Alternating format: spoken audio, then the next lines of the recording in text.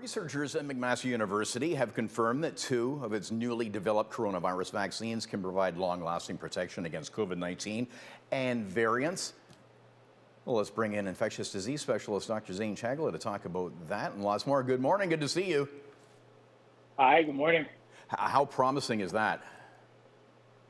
It's great news. And these vaccine platforms are very different. They're not just spike protein based vaccines, which we know, unfortunately, efficacy has been reduced a little bit as the virus evolved. These are conserved elements. One of them is even an inhaled vaccine, which gives you a lot more potential for distribution in mass quantities. So, great work on the McMaster Infectious Disease Research Institute that's been doing incredible work repurposing vaccines for this purpose. And, again, as we get better vaccine platforms, more stable platforms that are able to give long-lasting immunity to this and other variants, I think we'll likely see, even more control of this disease in our communities as compared to prior.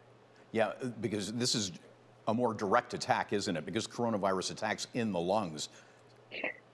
Yeah, absolutely. And again, inhaled vaccine means that those surfaces where the virus is, we get as much immunity, right? The problem with an injectable vaccine is the immunity is in our blood, which is great. We don't get sick. It doesn't spread around our body, but we may not have as much protection from getting ill, or at least getting the virus in our nose or in our lungs. If we use an inhaled route, that may give us more immunity locally.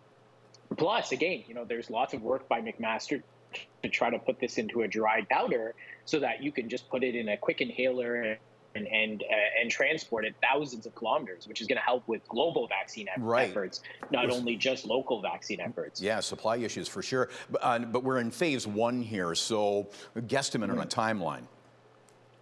Yeah, I would say 8 to 12 months. Phase one, you need a few volunteers to see it's safe. There's no side effects. It's great. Phase two, you do the proof of concept, and then phase three is really as compared to, it wouldn't even be placebo. It'd be typical vaccines now more than anything else. So, there is a little bit of time, but again, there's lots of projects like this, like the McMaster one, that are going on around the world.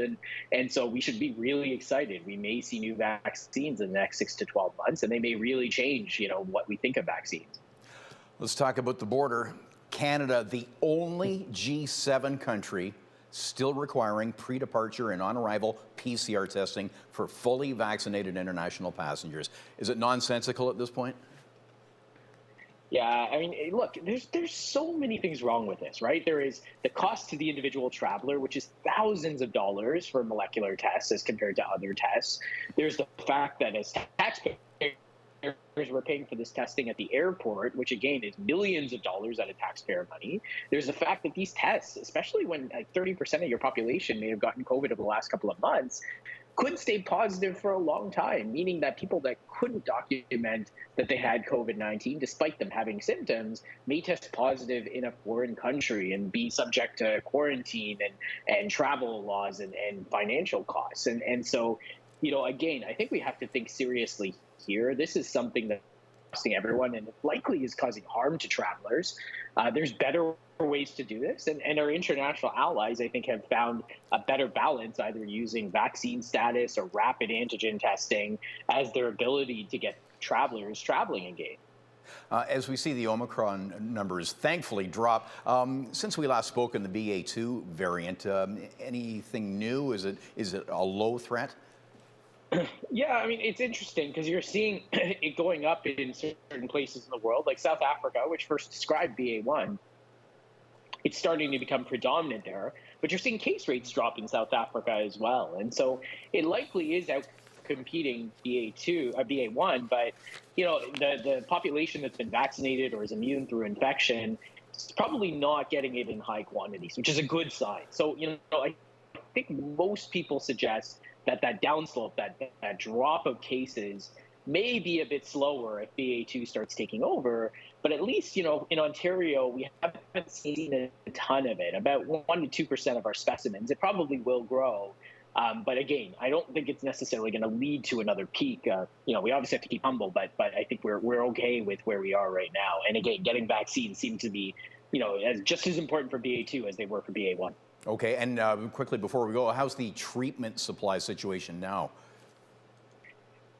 Yeah, a little bit better. We have more supply. We have Paxlovid, which is available and accessible in the city of Hamilton and the region. So, we have the ability to treat patients who are either unvaccinated and high risk or people who are immunocompromised. Really, the biggest, step is getting people tested early. So if you're one of those groups and you develop symptoms, please get a test, ideally before day 5 of your symptoms, so we can start the process of getting you, treatment and prescribing it. We've done over 300 courses of treatment in Hamilton, and everyone, the vast majority, have had great results. Well, thanks for all your great work and weekly visits, and we'll chat again next week. Infectious disease specialist Dr. Zain Chagla. Have a good weekend. Take care.